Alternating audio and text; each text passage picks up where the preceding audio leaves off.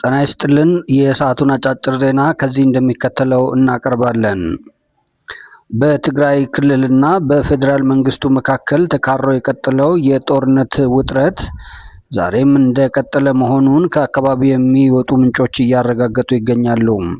በፌዴራል መንግስቱና በህወሓት ታጣቂዎች መካከል በትላንትናው ዕለት ተከፍቶ በነበረው ከፍተኛ ጦርነት የታጣቂ ቡድኑ በከፍተኛ ደረጃ ውድመት ማስተናገዱን የተለያዩ የሚዲያ ምንጮች እየገለጹ ይገኛሉ። ሮይተርስ በትላንትናው ዕለት የአካባቢውን ነዋሪ በተለይም የቃፍታ ሁመራ ነዋሪዎችን በመጥቀስ እንደዘገበው በፌዴራል መንግስቱ የተወሰደበትን የአጸፋ እርምጃ መቋቋም ያቃተው የህወሓት ታጣቂ ቡድን በከፍተኛ ደረጃ የሎጂስቲክስ እና የሰው ኃይል ውድመት አጋጥሞታል ብለዋል። በዚህም በከፍተኛ ሁኔታ የተመታው የህወሓት ቡድን ወደ ኋላ ማፈግፈግና መበታተኑን የዓይን እማኞች ገልጸውልኛል ሲል ሮይተርስ በዘገባው አስነብበዋል። እንደ ሮይተርስ ዘገባ የተለያዩ የጦር መሳሪያ የጫኑ ኮምቦዎችና ስንቅና ትጥቅ የጫኑ ትናንሽና መካከለኛ መጠን ያላቸውን ተሽከርካሪዎች ጭምር በድሮን ጥቃት መውደማቸውን ይህ ዘገባ አመላክቷል። ከስፍራው ባገኘው ምስል አጋርቶ በምስሉ በገለጸው ማብራሪያ መሰረት የተለያዩ መኪኖች ሲነዱና ሲጨሱ የሚያሳዩ የተለያዩ ተንቀሳቃሽና ምስሎች ሲወጡ ውለዋል። በዚህ በሮይተርስ ዘገባ እንደተመላከተው የፌዴራሉ መንግስት በከፍተኛ ተጠንቀቅ ላይ ወትሮውኑ እንደመሆኑ መጠን ጥቃቱ እንደተሰነዘረበት ወዲያውኑ ያጸፋ ምላሽ ሰጥቷል። በዚህ ያጠፋ ምላሽ በከፍተኛ ደረጃ የተጎዳው የህወሓት በተለይም አርሚ 70 የሚባለው ታጣቂ ቡድን ወደ ኋላ ማፈግፈግና የቀረው መበታተኑ ተገልጿል። የኢፌዴሪ መከላከያ ሰራዊት የፌስቡክ ገጽ እንደሚያመለክተው በድርጅቱ ላይ የተወሰደው ከፍተኛ ውድመትን ያስተናገደው የመንግስት ጥቃት በከፍተኛ ሁኔታ የድል መጎናጸፉን ገልጿል።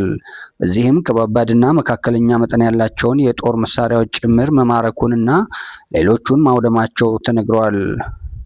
ለሮይተርስ የተናገሩት የቃፍታ ሁመራ ነዋሪዎች በበኩላቸው የከባድ መሳሪያ በተለይም የመድፍ ተኩሶች ከሁለቱም አቅጣጫ በሚሰነዘሩበት ወቅት በአካባቢው ላይ በከፍተኛ ንዝረት የቤት መስኮቶችን እስከ መሰነጣጠቅ ድረስ የደረሰ የተኩስ ንዝረት ተሰምቷል ብለዋል።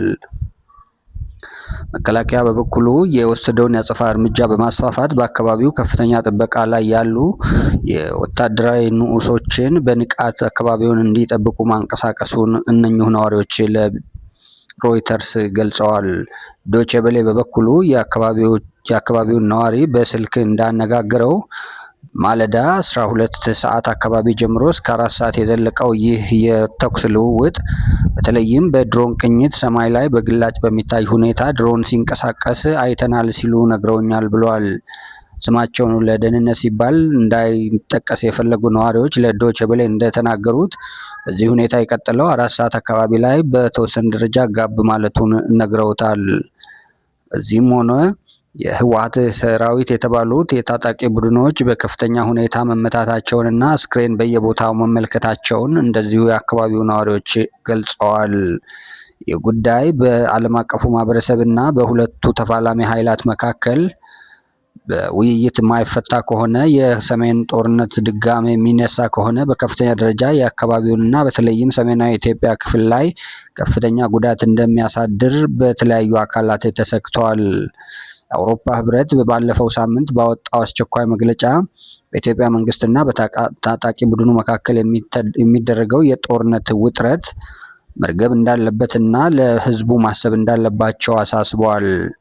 ጀርመን በዛሬው ዕለት ባወጣችው አስቸኳይ መግለጫ የጀርመን መንግስትና ህዝብ ከኢትዮጵያ መንግስት ጎን መሆኑን ገልጾ ይሁንና ከተፋላሚ ኃይሎች ጋር ያለውን ቅሬታ በንግግር እንዲፈታና በአካባቢው የሚደረጉ ውጥረቶች ለቀይ ባህርና አካባቢው ደህንነት ላይ ከፍተኛ ተጽዕኖ ያሳድራል ብለዋል። የጀርመን በኢትዮጵያ የሚገኘው የጀርመን ኤምባሲ ባወጣው መግለጫ ኢትዮጵያና በፌዴራል መንግስቱና በሰሜናዊ የትግራይ እምቢተኛ መንግስት መካከል እየተካሄደ ያለው የጦርነት ውጥረት በሀገሪቷ ኢኮኖሚና ፖለቲካዊ እንቅስቃሴ ላይ ጫና እንደሚኖረው ገልጸው ይህ ጉዳይ የማይፈታ ከሆነ ምናልባትም ለአፍሪካ ቀንድ ወትሮውም ችግር ለሆነው ለምስራቃዊ አካባቢ ቀጠና ላይ ችግር ሊሆን እንደሚችል አሳስበዋል። አሜሪካ በበኩሏ በባለፈው ሳምንት የአዲስ አበባ ኤምባሲዋን አምባሳደር ኤርቪን ማሲንጋን ወደ መቀሌ በመላክ ጭምር ከፍተኛ ጉትጎታ እያደረገች መሆኗ ይታወሳል። ይሁንና ውጥረቶች ላይ ውጥረት በመጨመር በደብረጽዮን የሚመራው የህወሓት ክንፍ ጊዜያዊ መንግስቱን ካስወገደ በኋላ ምክር ቤት መልሶ ስልጣን ከተቆጣጠረ በኋላ እያደረገው ያለው እንቅስቃሴ በእጅጉ ወታደራዊ መሆናቸው ለአሜሪካ ከፍተኛ ስጋት አሳድሯል ብለዋል። አምባሳደሩ ከመቀሌ መልስ ባደረጉት ንግግር እንዳመለከቱት የአሜሪካ መንግስት ምንም አይነት የጦርነት ደመና እንዳይታይና በአካባቢው የሚታይ ኮሽታ ለአሜሪካ ብሔራዊ ደህንነት ጭምር አደጋ ነው ብለዋል። በተለይም በመካከለኛው ምስራቅ እና በአፍሪካ ቀንድ በቀይ ባህር አካባቢ የሚታዩ ወታደራዊ እንቅስቃሴ የአሜሪካ ብሔራዊ ደህንነት ላይ ከፍተኛ ጉዳት የሚያመጡ እንደመሆናቸው መጠን አሜሪካ በአንክሮት እንደምትከታተለው ገልጸዋል። የአምባሳደሩ ጉዞ የነበረው ቀድሞ የትግራይ ጊዜያዊ አስተዳደር ፕሬዝዳንት የሆኑትን ሌፍተናንት ጀነራል ታደሰ ወረደን ማናገር ሲሆን ህወሓት በደብረጽዮን ገብረ ሚካኤል የሚመራው የህወሓት ቡድን ግን ጀነራሉን እንዳያገኙትና በቁም እስር ላይ በማቆየት ጀነራሉ መካከልና አምባሳደሩ መካከል ምንም ንግግር እንዳይደረግ ያደረጉት ጥረት ተሳክቶ ሳያነጋግሩ መመለሳቸው ይታወሳል። ይሁንና የአሜሪካ ስጋት በዚህ ደረጃ መቀጠል ብቻ ሳይሆን በአጠቃላይ የትግራይ አመራሮች ላይ የወሰደችው የቪዛ እገዳና ሌሎች ማዕቀቦች በቀጣይም እንደሚደረጉ ይታመናል። በሌላ በኩል በዚሁ በተካሄደው ከፍተኛና መጠነ ሰፊ የሆነ የህወሓት የአርሚ 7 ጥቃት ተከትሎ የመከላከያ ሰራዊት በተለያዩ የሀገሪቷ ክፍሎች የድሮን ቅኝት እና ጥበቃዎች ማጠናከሩን የተለያዩ ምንጮች እየዘገቡ ይገኛሉ። በተለይም በምስራቁ በኩል በአፋር ክልል እስከ መጨረሻ የትግራይ ወሰን ድረስ የመከላከያ ሰራዊት ወታደራዊ ገዢ ስፍራዎችን በመቆጣጠር እንዲሁም በምዕራብ ቀጠና ሱዳንን የሚያዋስኑ አካባቢዎችን በሙሉ በድሮን ቅኝት ቀጠና ስር እንዲሆኑ አድርጓል። በዚህም የመከላከያ ሰራዊቱ የሎጂስቲክስ እንቅስቃሴዎች በአብዛኛዎቹ ወደ መካከለኛውና ወደ ሰሜናዊ ሀገሪቱ ክፍል ጫፍ እንደመሆኑ መጠን በዚህ ደረጃ የመከላከያ ስምሪት እየተደረገ ነው ተብሏል። በህወሓት በኩል ወደ ራያ ቆቦ፣ ወደ አላማጣ እንዲሁም ወደ ወልቃይት አካባቢ የሚደረጉ የወታደራዊ እንቅስቃሴዎች በኢትዮጵያ መንግስት የድሮን ቅኝት ቀጠና ስር እንዲወድቁ ተደርጓል። በዚህም እንቅስቃሴውን በመከተል የፌዴራል መንግስቱ ለዛ የሚመጥን የ24 ሰዓት የድሮን ቅኝት በማድረግ ለዛ የሚመጥን የሰራዊት እንቅስቃሴና የሎጂስቲክስ ማንቀሳቀሻ እየተሰራ ነው ተብሏል። የተለያዩ ወታደራዊ ምንጮች ከስፍራው እየወጡ ባሉት መረጃ እንደሚያመለክቱት በአፋር ክልል እንዲሁም በአማራ ክልል ምዕራባዊ ቀጠናና እንዲሁም በደቡብ ቀጠና የሸኔ እንቅስቃሴን የሚቆጣጠር የመከላከያ ሰራዊት በአዲስ መልኩ በመደራጀት ይኸውም በቴክኖሎጂ በድሮን ቅኝት በመታገዝ ስራዎች እየተሰሩ ነው ተብሏል። የኤርትራና የሱዳን መንግስታት በትላንትናው ዕለት በአርሚ 7 እና በኢትዮጵያ የፌዴራል መንግስት ሰራዊት መካከል በተካሄደው ጦርነት ምንም አለማለታቸው አስገራሚ ነው ተብሏል። በተለይም የኤርትራ መንግስት የሰራዊት እንቅስቃሴ ወደ ድንበር አካባቢ ከወትሮ የተለየ ነገር ባይታይም ይህ ጉዳይ በእነሱ ጽንዶ ተብሎ በተደራጁ አደረጃጀት አማካኝነት ታስቦ የተደረገ ነው ተብሏል። በዚህም የኢትዮጵያ መንግስት ከዚህ በፊት የተለያዩ ወታደራዊ አመራሮቹ ሲሰጡ እንደነበሩት መግለጫ የእንቅስቃሴ ገደቡ ወደ ተግባራዊ እንቅስቃሴ የሚንቀሳቀሱ ከሆነ አንድ እርምጃ ሳይራመዱ እናጠፋቸዋለን በተባለው መሰረት በትላንትናው ዕለት የተደረገው የመልስ ምት በከፍተኛ ሁኔታ ኃይለኛ ሆኖ ተመዝግቧል።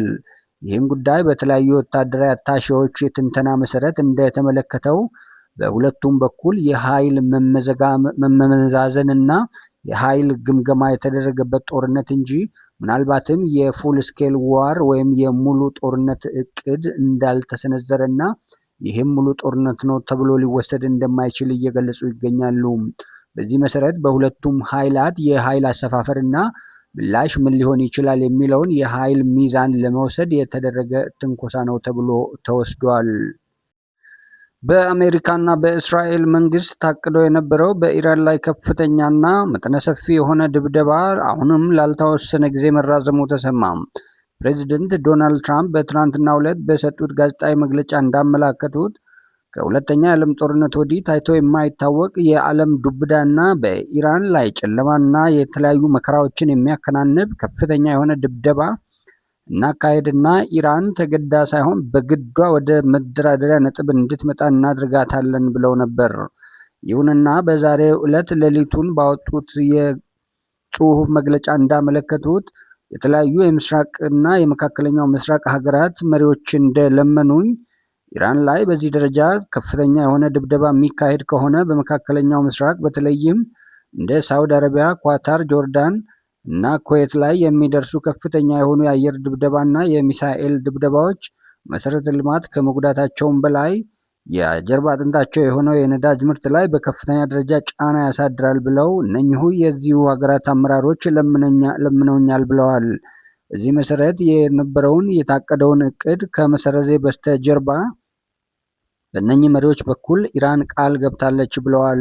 በዚህም የሆርሙዝ ወሽመጥ ያለ አንዳች ጥያቄና ቅድመ ሁኔታ ወለል ብሎ እንዲከፈትና የኢራን የኒውክሌር ፕሮግራም ያለ አንዳች ቅድመ ሁኔታ የሚሰረዝበት ሁኔታ ላይ ከነኛ ሀገሮች ጋር በመግባባት ለእኛ ስልክ ደውለው አግባብተውናል ብለዋል።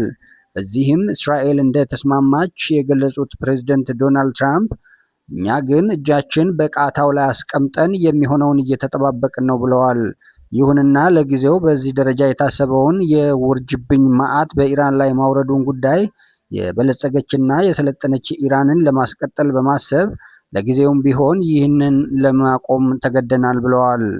ፕሬዝደንቱ ከዚህ በፊትም የተለያዩ ንግግሮችን ሲያደርጉ የመታመናቸው ጉዳይ በተለያዩ ሚዲያዎች ጥያቄ ውስጥ የሚገባ ሲሆን በአሁኑም እንደተለመደው ምናልባትም ዛሬ ወይም ነገ ይህ ሀሳብ እንደሚቀየር ሁሉም የሚዲያና የፖለቲካ ተንታኝ እርግጠኛ ሆኖበታል።